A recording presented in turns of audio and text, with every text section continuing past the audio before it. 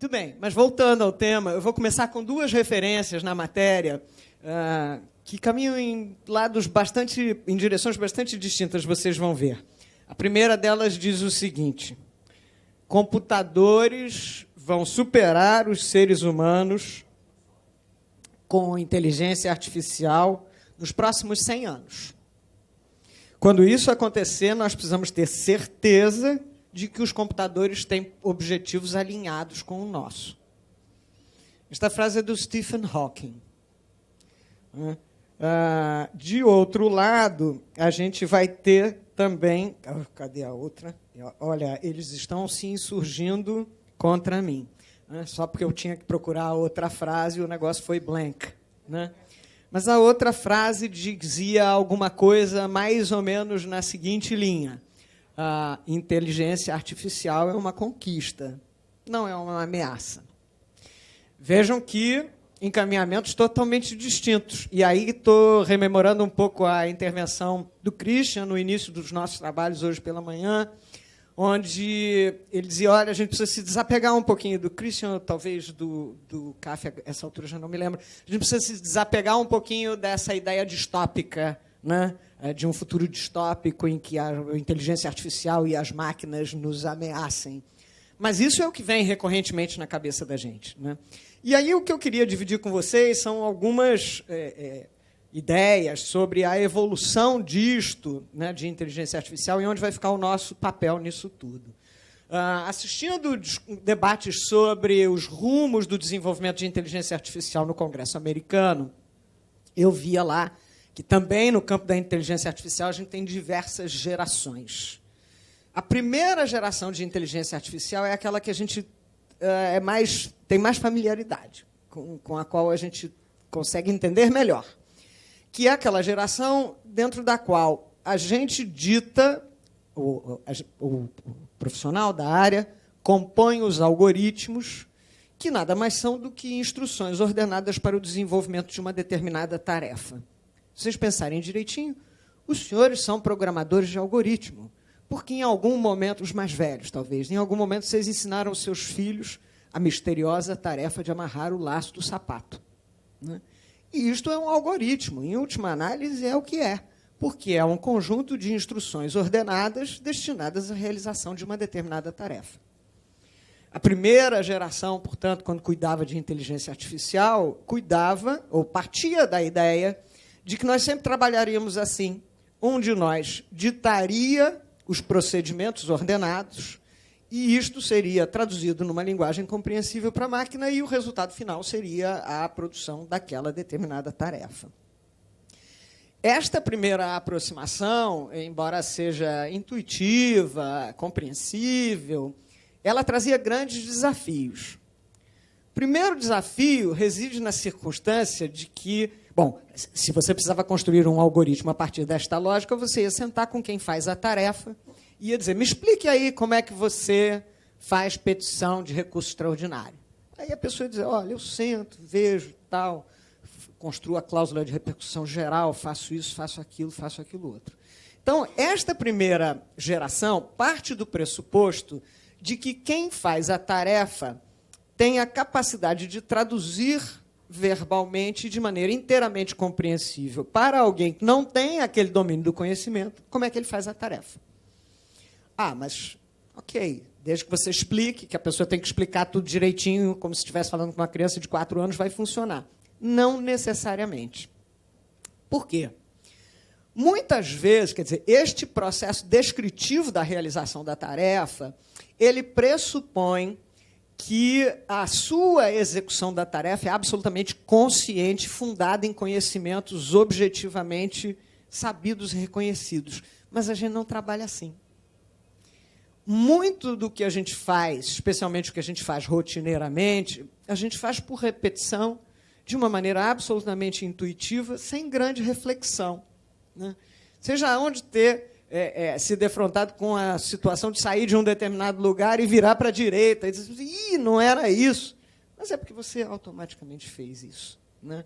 Os estudos de economia comportamental mostram que o processo de decisão, né, e quando a gente faz uma tarefa, a gente toma N capa mais uma pequenas decisões, O processo de decisão racional, orientado, pensado, ele é muito penoso, né?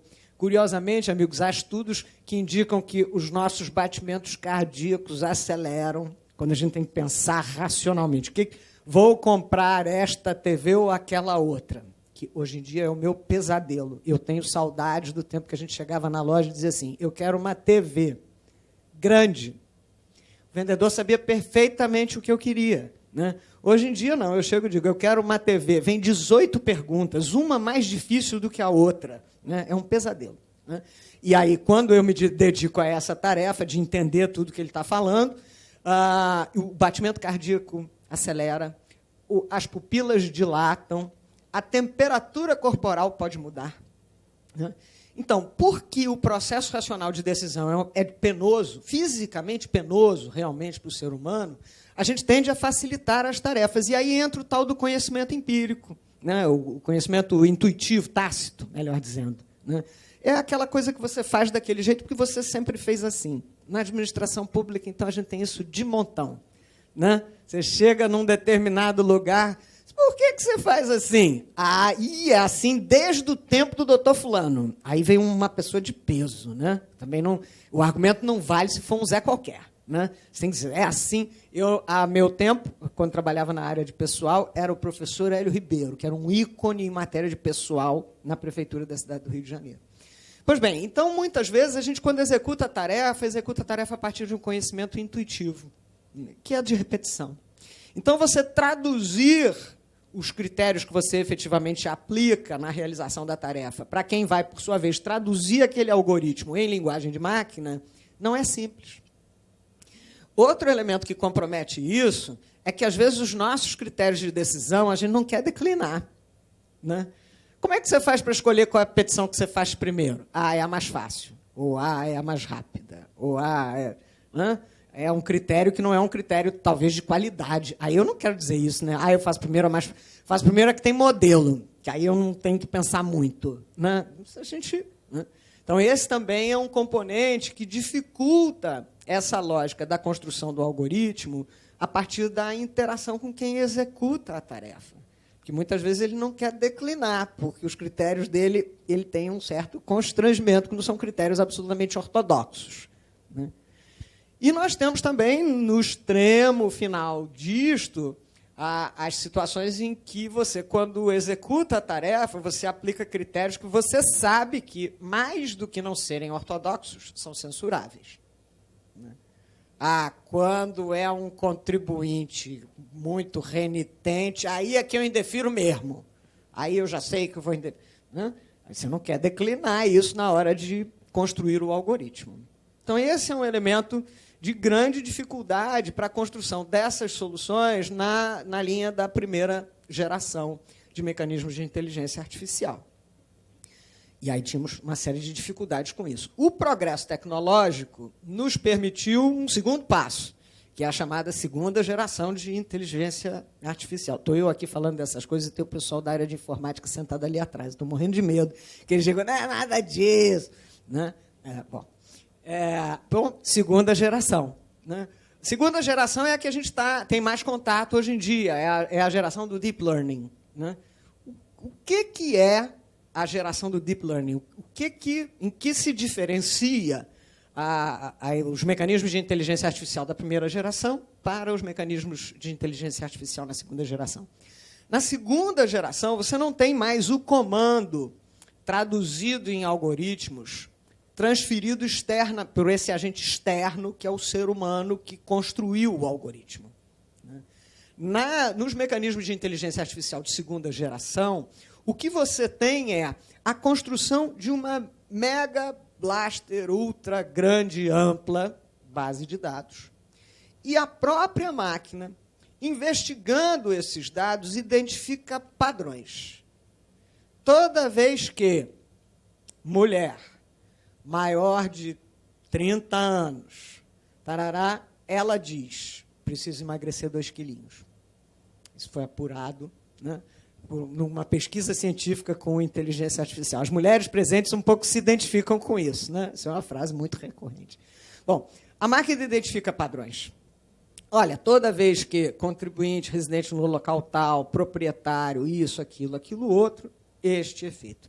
E ela vai, como a quantidade de dados é muito ampla e a sua própria capacidade de processamento é muito ampla, ela cada vez mais vai amplificando a identificação desses padrões e vai aprendendo.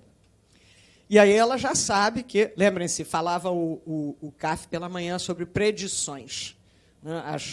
Os mecanismos de inteligência artificial de segunda geração serão capazes de fazer predições com muito mais acuidade, porque ele faz a predição a partir daquilo que já foi ocorrência e que está no domínio dele de conhecimento, porque está na base de dados com a qual ele lida.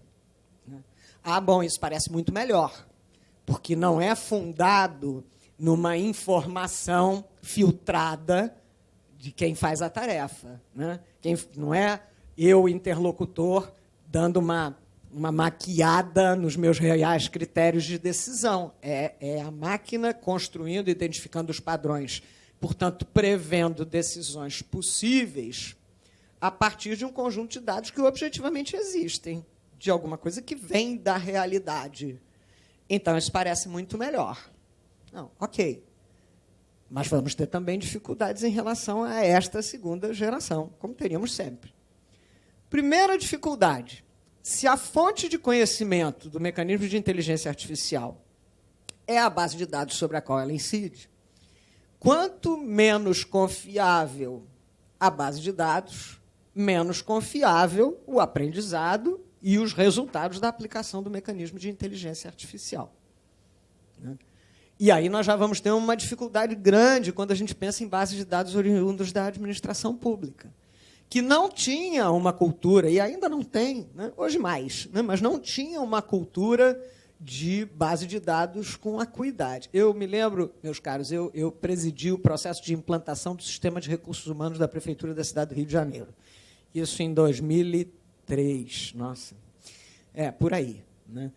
Então, imaginem, meus caros, naquela época já éramos mais de 100 mil servidores, né? E havia uma resistência a trazer as informações para os sistemas de RH, porque, sei lá o que vão fazer com isto, podem tomar uma decisão que me seja adversa. Né? Então, assim, a primeira dificuldade que a gente tem com os mecanismos de inteligência artificial de segunda geração, como eu disse, é esta eventual inacuidade das bases de dados. Né? A segunda dificuldade que a gente pode ter é que, se os dados são parciais ou são comprometidos de alguma maneira, e se o aprendizado se dá a partir dos dados, por óbvio, o aprendizado será bom ou ruim? Não ouvi. Ruim. Né? O aprendizado será ruim. As inferências serão errôneas e as predições piores ainda. Muito bem, então esse é o grande esforço hoje em dia. Não, precisamos tratar esses dados, aprimorar os dados de maneira que as predições não sejam inadequadas.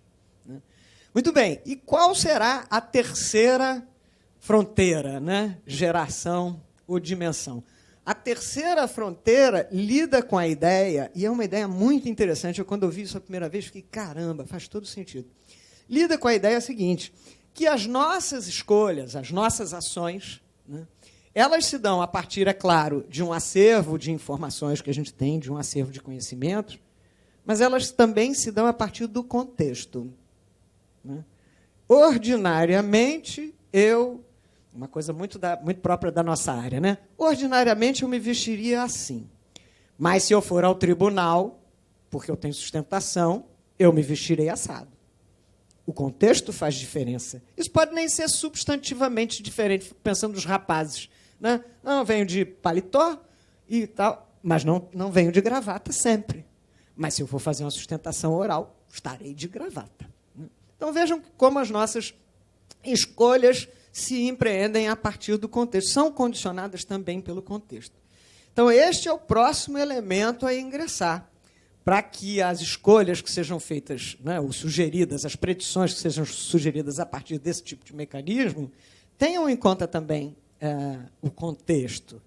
Mas isso desafia outro problema, que é a leitura do contexto, que é diferente de pessoa para pessoa. Né? Vejam, eu sou professora. Então, a minha leitura de contexto de como vocês reagem ao que eu estou dizendo é uma. Né? Quem não tem essa mesma inclinação lerá este contexto de outra maneira totalmente distinta. Então, a gente volta a entender como se dá o processo de apreensão das informações a partir da perspectiva humana, que é muito distinto, não é uma apreensão inteiramente objetiva. Né?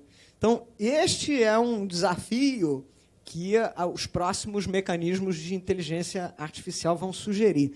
E, para finalizar, porque vejo que já chegou ali, estou fazendo um tap dancing, Fabro, né? Vejam que neste terceiro momento, ou este terceiro momento, ele será particularmente sensível para as decisões da administração. Porque a administração pública, acima de tudo, ela tem que decidir tendo em conta o contexto. Né? A gente que já funcionou nisso sabe, ok, a gente tem os padrões de decisão. Amigos, até assim numa viagem, né? Aqui o professor de ADM pensando um pouquinho. A gente tem nossos padrões de decisão. Quando o critério de decisão da administração fica de tal maneira consolidado, ele vira um ato vinculado. Um ato administrativo vinculado. Porque eu já sei quais são os componentes, qual deve ser o efeito jurídico, e aí, portanto, o ato pode ser plenamente vinculado, porque eu não preciso formular nenhum juízo discricionário. Né? Mas, muitas vezes, a administração precisa formular juízo discricionário. Por quê? Porque o contexto importa. Não, espera aí, ok, dá autorização para comerciar nas condições X, Y, Z. Mas aqui, na época do Rock in Rio, nesse local, o contexto importa. E aí eu tenho que decidir diferente. Então, vejam que esta absorção destes elementos no campo da administração pública vai ser particularmente complexa. Porque a administração não pode, se ela abrir mão do elemento contexto, aí ela não está fazendo bem a sua tarefa. Então, este, portanto, é um grande desafio que os temas aí, essa reflexão em torno de inteligência artificial propõem. E aí, para finalizar, e passar a palavra a quem, né, estou aqui só fazendo esquenta, né, uma dificuldade ou alguma coisa que às vezes me deixa um pouco apreensiva é um discurso também de que, olha, tão logo a gente compre a solução X, Y ou Z, que está no mercado, a administração vai funcionar, que vai ser uma beleza. Né? Acho que há vários equívocos nessa afirmação. Primeiro, essa afirmação parece dizer que o que atrapalha somos nós. Não é? Porque se ela hoje não funciona bem, e funcionará bem a partir do momento que eu compre a solução X, Y, Z, é porque quem está atrapalhando somos nós. Porque na hora que a gente tiver a solução informatizada, vai ser tudo perfeito. Né? Então, isto me parece um equívoco. E o segundo equívoco que eu vejo nisto é um certo reducionismo. É pensar que as escolhas da administração e a atuação da administração vai poder ser inteiramente estandartizada e, ok, e nós vamos simplesmente repetir a partir de um conhecimento já adquirido. Mas nada é assim na administração. Eu costumo dizer que a primeira porta onde o problema bate é na administração pública. Né? Há poucos dias tivemos um evento aqui, e aí eu dizia, um belo dia começou a brotar pelas calçadas, o quê? O que brotou pelas calçadas há 90 dias atrás? Patinete. Brotou. A gente acordou de manhã, tinha um monte daquele negócio. E aí um pega, outro pega, sai, o outro bota na rua, o outro larga não sei aonde, bota a criança, a outra caiu, quebrou os dentes, quis propor um projeto de lei. Não pode, quebrei os dentes. Não é? Quem que teve que responder? A administração. Então, existe algo de experimentalismo na atuação da administração. Sempre existirá. Porque a realidade social é muito mais dinâmica do que as nossas bases de dados possam informar. Né? Então, assim, este é um componente que sempre terá que estar presente. A administração, muitas vezes, vai ter que adentrar na predição sem os dados anteriores para permitir o aprendizado. Então, essa lógica de que, com esses mecanismos, nós resolveremos todos os problemas da administração, não me parece uma lógica adequada. Agora, podemos aperfeiçoar? Isto sem sombra de dúvida. E não por outra razão, nós estamos aqui reunidos para conversar sobre isso. Agora, então, queria convidar o Fabro para se juntar aqui a nós. Alguém aqui é da PADM? Não? PADM. Na última vez que nós tivemos um evento, eu dizia, fui informada que a PADM estava examinando uma proposta para a regulamentação de uso de drone. É muito a lógica da administração sendo o primeiro a porta onde o problema bate, né? Que isto é alguma coisa muito recente, com a qual a gente chama... Amigos, há 30 anos atrás, quando eu ingressei na Procuradoria-Geral do município, não podia supor que nós tivéssemos que nos ocupar algum dia da regulamentação do uso de drone. Mas é isso aí, né? Está aí. Então, esse é um desafio.